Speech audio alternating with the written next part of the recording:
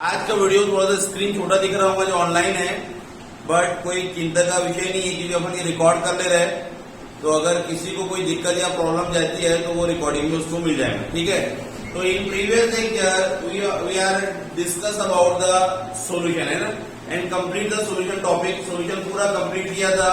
NEET जे के point of view से जो पॉइंट है हमारे पास में, that is molarity, molality, mole fraction वगैरह, ये सब डिस्कस करके इसमें एक न्यूमेरिकल प्रॉब्लम वगैरह देख करके अपन ने ये पूरा फिनिश कंप्लीट किया था।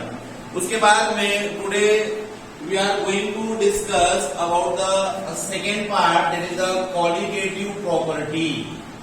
कॉलिगेटिव प्रॉपर्टीज, कॉलिगेटिव प्रॉपर्टीज क्या होती है भाई? What is colligative properties? बोलो Sanika, what is colligative properties? ये बता करके छोड़ा गया था शायद, है ना, बताया गया था इसके बारे में। और बड़ी आसान है कॉलिगेटिव प्रॉपर्टी, कोई मुश्किल चीज नहीं है। कॉलिगेटिव प्रॉपर्टी क्या है?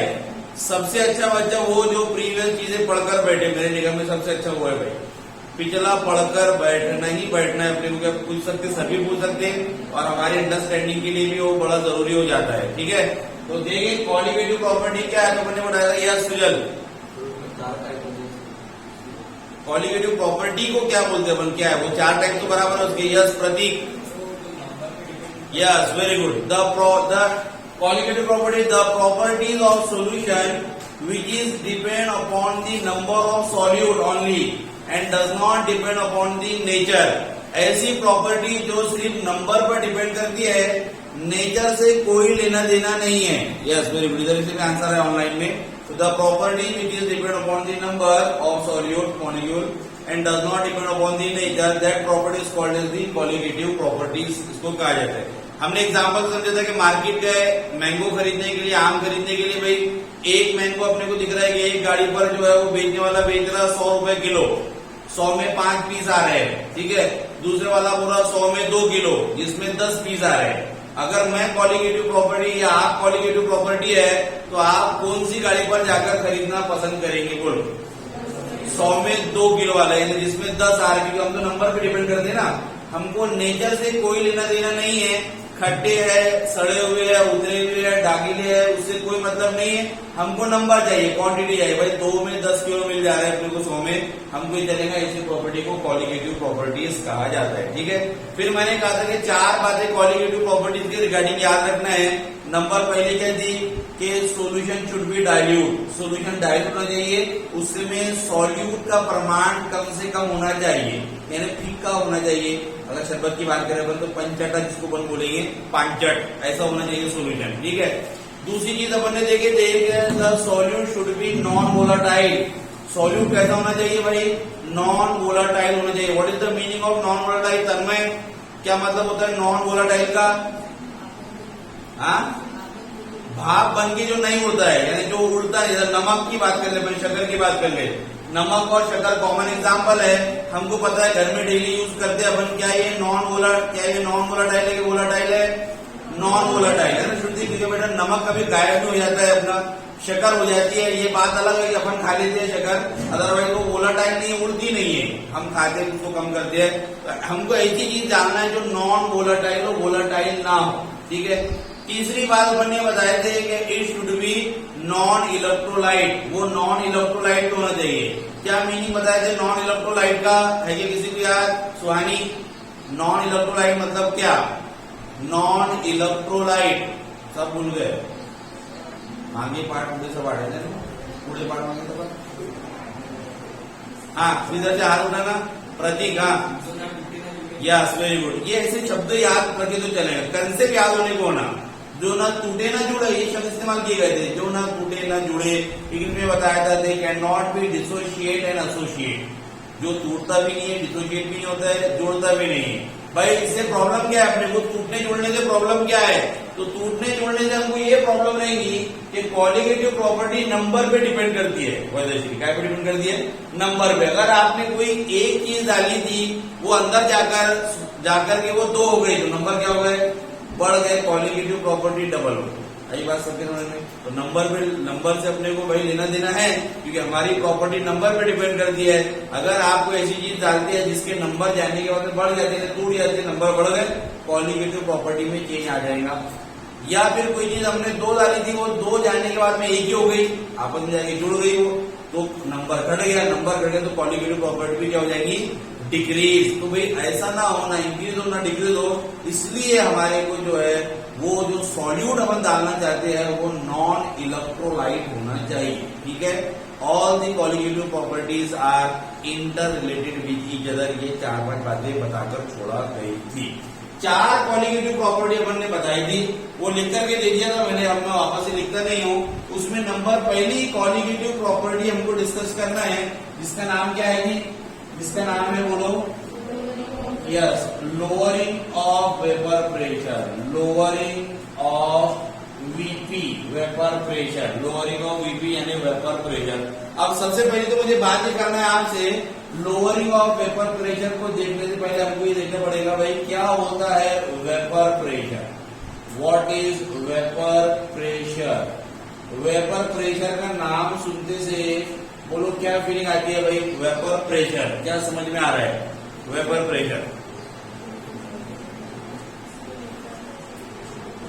Vapour pressure. चलिए देखते हैं, समझते हैं वेपर प्रेशर को। अगर मेरे पास में एक कंटेनर है, ठीक है, इस कंटेनर में मैंने बेटा डालिया यहाँ पर पानी लिक्विड, ये वाटर है मेरे पास में, H2O वाटर, ठीक है, ये वाटर है मेरे पास में। अब अगर ये वाटर है तो देखो 2 चीजें होती है, एक होता है वेपराइजेशन, एक होता है इवोपोरेशन। 2 बातें ध्यान में रखना, एक होता है वेपराइजेशन, एक क्या होता है इवोपोरेशन। क्या फर्क है भाई दोनों में, कोई फर्क है क्या, वेपराइजेशन इवोपोरेशन में कोई फर्क है क्या, यस फर्क है। फर्क ये है कि इवोपोरेशन एक ऐसी प्रोसेस है, they are occurring at any temperature, वो कोई भी टेम्परेचर पे होंगी, होते रहेंगी। वेपराइजेशन वो प्रोसेस है जो एक पर्टिकुलर टेम्परेचर से स्टार्ट हो जाती है हीट देने पर, ये फर्क है दोनों। जैसे आप पानी का गिलास ला करके रख दो कमरे में रात में, उस पर एक प्लेट ढाक दो, सर्दियों का मौसम था, ये एसी भी शुरू थी, जो भी पकड़ ले, कूलर वगैरह शुरू था, आपने लाके ढाक दिया, थोड़ा पिया पे ढाक के रख दिया। जब आप सुबह उठ के देखिए तो आपको दिखा कि यार प्लेट पर कुछ वेपर्स दिख रहे हैं, दिखता है पानी के थेम फूल वगैरह दिखते हैं। भाई क्या मतलब, इसका क्या हुआ, अपने ग्लास को हीट तो किया नहीं पानी, फिर कैसे चढ़े हो, इसका मतलब ये हुआ कि यहाँ पर इवोपोरेशन की प्रोसेस शुरू थी। क्या थी, इवोपोरेशन की प्रोसेस शुरू थी, कोई भी टेम्परेचर पे थी, शुरू थी, वो होते गई, जिसकी वजह से वो प्लेट के ऊपर हमको क्या दिखने लगे है, पानी के बूंद थेम वगैरह दिखने लगे, इसको कहा जाता है इवोपोरेशन। वेपराइजेशन यानी पानी का भाप बनना, पानी का क्या बनना, भाप। एक पर्टिकुलर टेम्परेचर बनता है 100 पर, अगर अपन बॉइल कर लेंगे तो वो पानी क्या हो जाएगा, आपका भाप में कन्वर्ट होना शुरू हो जाएगा, उसको बोला जाता है वेपराइजेशन। समझ में आए सभी के, तो वेपराइजेशन एक टेम्परेचर के साथ में होता है, इवोपोरेशन कोई भी टेम्परेचर पे शुरू ही रहता है। तो ये दोनों बातों में फर्क याद रखना, ठीक है। अब अपन वेपर प्रेशर की बात कर रहे हैं, तो the pressure exerted by vapour on the liquid at equilibrium is called as the vapour pressure. वो प्रेशर जो वेपर के वजह से पैदा होता है, the pressure exerted by vapour on the surface of liquid, liquid के सरफेस पे पैदा होता है, that pressure is called as the vapour pressure. समझ में ये बात सबके समझ में आ गया भाई, क्या बोला मैंने, vapour pressure, the pressure exerted by vapour on the surface of liquid at equilibrium, ये बोलना जरूरी है, equilibrium, that pressure is called as the vapour pressure. Hindi में समझ लो, ऐसा प्रेशर जो वेपर के वजह से पैदा होता है और पानी के सतह पर पैदा होता है, सरफेस पे पैदा होता है, उसको कहा जाता है वेपर प्रेशर। इक्विलिब्रियम का क्या कंसेप्ट है सर, इक्विलिब्रियम का कंसेप्ट यह बेटे कि आप यहाँ पर पानी है, आप पानी का इवोपोरेशन यहां से शुरू है, यहां पर पानी के ये मॉलिक्यूल्स को मैं बना देता हूं, यहाँ सरफेस में पानी के कुछ मॉलिक्यूल्स है जो कि इवोपोरेट हो रहे हैं, ठीक है। अब अगर ये इवोपोरेट हो रहे हैं तो इसके वजह से कोई प्रेशर जनरेट होगा क्या, बोलो, सोचो जरा सा, दिमाग लगाओ, इसकी वजह से कोई प्रेशर जनरेट होगा क्या, नहीं, क्यों नहीं होगा, इसलिए नहीं होगा भाई, ये तो इवोपोरेट हो जा रहे हैं ना, पकड़ में ही आ रहे हैं। हमने क्या कहा था, pressure exerted by vapour on the surface of water liquid, ऐसा प्रेशर जो वेपर की वजह से पैदा हो और पानी के सरफेस पे पैदा हो।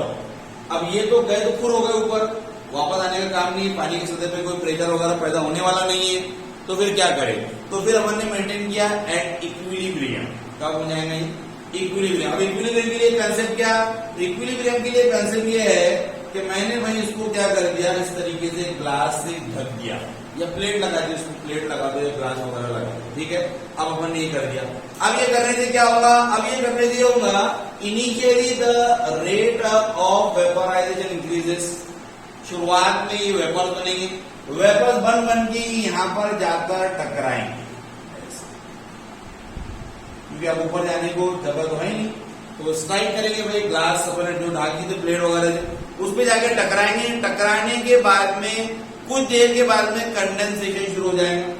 क्या हो जाएगा, वो कंडेंस हो जाएंगे। वो कंडेंस होने के बाद में वो वापस आएंगे, वो और वापस आकर के वो सरफेस पे प्रेशर डालेंगे। क्या डालेंगे, प्रेशर। आए के बाद सबके समझ में इक्विलिब्रियम का मतलब, इक्विलिब्रियम का मतलब क्या, initially the rate of vaporisation is more, condensation is less. वापस आने को कंडेंसेशन बोला जाएगा, ऊपर जाने को वेपराइजेशन बोला जाएगा। तो शुरुआत में वेपराइजेशन ज्यादा होगा, कंडेंसेशन कम होगा। एक समय ये आ जाएगा कि both vaporisation and condensation are in equilibrium, दोनों कैसे हो जाएंगे, एक समान हो जाएंगे। यस, बस जब वो एक समान हो जाए तब ही हम जो है वो वेपर प्रेशर मेजर कर सकते हैं। इसलिए शब्द इक्विलिब्रियम बोलना जरूरी है, क्योंकि जितने ऊपर जा रहे थे उतने क्या आएंगे, नीचे आएंगे। तो अब अपन आसानी से काउंट करके बता सकते हैं कि यहाँ पर वेपर प्रेशर कितना पैदा हो गया। सबके समझ में आएगा बेटा, कैसे समझाया अपन ने। शुरुआत में इसका रेट ज्यादा था, ये कंडेंस वाले कम थे क्योंकि ये पहले जा रहे थे। एक समय ये आ गया कि दोनों भी बराबर हो गए, समान हो गए, जितने ऊपर जा रहे हैं उतने टकरा के कंडेंस होकर वापस आ जा रहे हैं। जो वापस आ रहा है उसकी वजह से प्रेशर पैदा हो रहा है, उसी पैदा होने वाले प्रेशर को अपन क्या बोल रहे हैं, वेपर प्रेशर। सबके समझ में आ गया वेपर प्रेशर क्या है। Pressure exerted by vapour on the surface of liquid at equilibrium is called as the vapour pressure. इसको वेपर प्रेशर कहा जाता है। क्लियर है, सभी समझ में आ गया वेपर प्रेशर। अब हमारा जो टॉपिक है वो है लोअरिंग ऑफ वेपर प्रेशर। वो क्या है मेरा, लोअरिंग ऑफ वेपर प्रेशर, यानी वेपर प्रेशर में कमी आ जाना। लोअरिंग ऑफ वेपर प्रेशर यानी क्या, वेपर प्रेशर में गिरावट, वेपर प्रेशर में कमी। अब कैसे आएंगे, ये पानी था, पानी कितने पर वेपराइज होना शुरू कर देता है, 100 पर। अगर अपन हीट करने लगे तो 100 पर ये वेपर बनना शुरू करेगा। अब मैंने क्या किया, अब मैंने भाई इस पानी में ला करके डाल दिया शक्कर, शुगर, ठीक है। नमक ले सकता क्या मैं, नमक NaCl भी ले सकता हूँ। सॉल्ट लू क्या, सॉल्ट लेंगे क्या अपन, शक्कर की जगह सॉल्ट भी ले सकते हैं क्या, सुजल। अरे नमक, जैसे ये क्या है, ये पानी हो गया सॉल्वेंट, ये पानी हो गया मेरे पास में सॉल्वेंट, ये हो गया मेरे पास में सॉल्यूट, दोनों भी। क्या मैं दोनों में से किसको भी ले सकता हूं क्या, सोचो। क्यों ऐसा सवाल पूछ रहे सर तुम, वो सोचे ना सर ने ऐसा सवाल क्यों पूछे भाई। अभी तो बात ही कर रहे थे, वो नमक भी जा रहे थे, शक्कर भी जा रहे थे, लेकिन अब ये सवाल क्यों आ गया कि भाई नमक और शक्कर दोनों भी ले सकते हैं, ऐसा सवाल क्यों आया। हाँ नहीं, पहले पॉइंट तो यह है कि ये दोनों भी नॉन वोलाटाइल। एक बात क्लियर हो गई, नॉन वोलाटाइल है, नॉन वोलाटाइल है दोनों। क्या है, नॉन। पहला पॉइंट था डाइल्यूट होना चाहिए, कम डालेंगे अपन। दूसरा था नॉन वोलाटाइल होना चाहिए, नॉन वोलाटाइल दोनों भी है। तीसरा पॉइंट क्या था, नॉन इलेक्ट्रोलाइट होना चाहिए। कैसे होना चाहिए, क्या ये दोनों नॉन इलेक्ट्रोलाइट है, क्या नमक नॉन इलेक्ट्रोलाइट है, क्या नमक को पानी में डालने के बाद में क्या होता है बोलो, Na+Cl- बनता है। क्या 1 मोल का 2 मोल बनते हैं, क्या नंबर बढ़ जाएगा, नंबर बढ़ जाएगा तो क्या फिर अपन इसको ले सकते हैं भाई। यही बात समझ में, तुम्हें यही आपसे बुलवाना चाह रहा था कि ये वाला जो नमक है, सोडियम सॉल्ट NaCl हमारे पास में, हम इसको नहीं ले सकते because it is the electrolyte, और अच्छा स्ट्रॉन्ग इलेक्ट्रोलाइट है, 100% टूटता है। Na का 1 मॉलिक्यूल बनेगा, Cl का 1 मॉलिक्यूल बनेगा, मिलाकर के 2 बन गए। अगर इसको डाल देंगे तो नंबर बढ़ जाएंगे, पॉलीगेटिव प्रॉपर्टी भी चेंज हो जाएंगी। तो मैं शक्कर का इस्तेमाल करूंगा, नमक का इस्तेमाल बात सबकी समझ लगे बेटे। शुगर डाल दूंगा, यहाँ पर मैं ग्लूकोज डाल दूंगा, या यहाँ यूरिया भी तुम बात डाल सकते हैं, यूरिया, ये भी एक तरह का शुगर, यूरिया, और आप डाल दे यहाँ पर ग्लूकोज वगैरह, ये सब के सब क्या होते हैं, नॉन इलेक्ट्रोलाइट। नमक नहीं डालेंगे आप, नमक यहाँ पर इलेक्ट्रोलाइट हो जाएगा, वो टूट जाएगा। क्लियर वाली बात सकते हैं। अब मैंने इसमें शक्कर डाला, शक्कर डालने के बाद उसको मैंने खोलना शुरू कर दिया, मिला दिया, मिला करके ये बन गया सोल्यूशन। सॉल्यूशन बनने के बाद में अब बताओ क्या इसका वेपर प्रेशर, क्या अभी भी ये सॉल्यूशन 100 पर बॉईल होगा? प्रैक्टिकली सोचो, पहले पानी 100 पे बॉईल हो जा रहा था भाई, ठीक है, ये बात समझ में आ गई हमारे। अब मैंने उसके अंदर से शक्कर डाल दिया और शक्कर का ये शरबत एक सॉल्यूशन मेरे पास में तैयार हो, क्या ये अभी भी 100 पर बॉईल होगा? नहीं, 100 पे बॉईल नहीं। इसका बॉइलिंग पॉइंट बढ़ेगा कि कम होगा? बढ़ जाएगा। Very good. इसका बॉइलिंग पॉइंट क्या हो जाएगा? बढ़ जाएगा। देखो जरा ध्यान से समझो, पहले यहाँ पर सरफेस पे पूरे मॉलिक्यूल किसके थे जी? पानी के। ऐसे मान ले अपन के 100 मॉलिक्यूल थे, कितने थे? 100 ऊपर जा रहे थे, 100 ही जा रहे थे नीचे, यानी लगने वाला जो प्रेशर जो जनरेट हो रहा था वो 100 हो रहा था। कितना हो रहा था? 100। लेकिन जैसे आपने इसमें शक्कर डाल दिया तो यहाँ पर शक्कर और पानी के साथ में इंटरेक्शन हुआ and they form the solution. Therefore, on the surface of water, some sugar molecules is also are also present. यानी यहाँ पर कुछ मॉलिक्यूल किसके भी रहेंगे? एक बार सबके पहले पूरे मॉलिक्यूल किसके थे? पानी के थे। 100 पानी के थे, 100 ही आ रहे थे, 100 आ रहे थे। इसका मतलब प्रेशर जो जनरेट हो रहा था वो 100 अपने को बार वगैरह टॉर्क जो भी लेना है वो जनरेट हो रहा था, ठीक है। लेकिन जब अपन ने इसके अंदर शुगर सोल्यूशन डाला, शुगर डालने के बाद में सोल्यूशन बन गया, मतलब इंटरेक्शन हुआ दोनों का, पानी और शुगर का, जिसके वजह से कुछ मॉलिक्यूल सरफेस पे शुगर के भी आ गए, ठीक है। आधे शुगर के आ गए, आधे पानी के। पानी वोलाटाइल है, शुगर जबकि नॉन वोलाटाइल है। अगर शुगर नॉन वोलाटाइल है तो क्या ये इवोपरेट होगा? अगर शुगर नॉन वोलाटाइल है ना, उड़ती नहीं ना वो। शुगर तो भाई उड़ने से रही, तो कौन उड़ेगा? पानी। कितने उड़ेंगे? बोलो कितने उड़ेंगे? 50। अरे 50 जगह तो भाई इसने ऑक्युपाई कर लिया 100 में से, अब बच गया 50 वाटर मॉलिक्यूल। अब 50 वाटर मॉलिक्यूल उड़ेंगे तो प्रेशर भी कितना जनरेट होगा? 50 की वजह से। इसका मतलब ये हुआ कि भाई वेपर प्रेशर में क्या आ गई? कमी आई कि नहीं आई? पहले 100 हुआ, वेपर प्रेशर अपने पास जनरेट हुआ था, अब कितना हो रहा? 50। इसी को बोला जाता है लोअरिंग ऑफ वेपर। इसको क्या बोलते हैं अपन? यानी वेपर प्रेशर में गिरावट आ गई। क्या बोलते? डाइजेस्ट होना खाएगी। हाँ देखो है नवनीत वगैरह की फील आती है डाइजेस्ट। हाँ, तो ये क्या सभी को समझ आ गया बेटा? लोअरिंग ऑफ वेपर प्रेशर कैसा बोलेंगे, कैसा लिखेंगे इसको? अपन बोलेंगे the decreasing of vapour pressure by addition of non volatile solute like sugar, है ना। वेपर प्रेशर में कमी आना, the decrease of vapour pressure by addition of, क्या एड किया तुमने उसके अंदर? Non volatile substance like sugar, या नॉन वोलाटाइल भी लगे तो भी चलेगा, शुगर नहीं लगे तो चलेगा। अगेन मैं रिपीट करता हूं, the decreasing of vapour pressure by addition of non volatile substance is called as the lowering of vapour pressure. एकदम आसान है, यानी हमको याद करने की रटने की जरूरत नहीं है।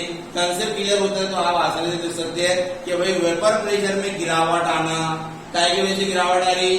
जब अपन ने कोई नॉन वोलाटाइल सब्सटेंस उसमें क्या कर दिए? ऐड कर दिए, तो गिरावट आ गई। इस गिरावट को बोला जाता है lowering of vapour pressure. Clear है? सभी के समझ में आया? अब देखिए जरा, शुरुआत में जब ये पानी था, पानी का जो वेपर प्रेशर था बेटा, तो मैं मान लेता हूं कि if P01 is the vapor pressure of pure solvent, यानी पानी। ये शुरुआत में जो वेपर प्रेशर था पानी की वजह से, उसको मान लो मैं P01, ठीक है। बाद में जब मैंने इसमें शक्कर डाल के सोल्यूशन बना लिया, तो सोल्यूशन को मान लेता हूं मैं यहाँ पर कि भाई P is vapor pressure of solution, PS या P मान लो उसको, कि P क्या होगा मेरे पास में? Vapour pressure of solution. तो what is lowering of vapour pressure? तो मैं बोलूंगा लोअरिंग ऑफ वेपर प्रेशर मेरे पास हो जाएगा P01 minus P, it is the lowering of vapour. समझ में आएगा सबके? भाई कैसा हुआ? फाइनल माइनस इनिशियल ना, बड़े में तो छोटे को क्या करेंगे? हम माइनस करेंगे। तो ज्यादा वेपर प्रेशर किसका था? प्योर सॉल्वेंट का, पानी का, और कम वेपर प्रेशर किसका था? आपका पी का। तो इस तरीके लिखेंगे, if P0 is the vapour pressure of pure solvent and the P is the vapor pressure of solution, then the decreasing of vapor pressure from pure solvent to P is called as the lowering of vapour pressure. ठीक है, यानी pure solvent से P तक का जो vapour pressure में कमी आई, जो गिरावट आई, P not minus P is called as the lowering of vapour pressure. ठीक है, इसी को मैं और लिख सकता हूं delta P, change in pressure.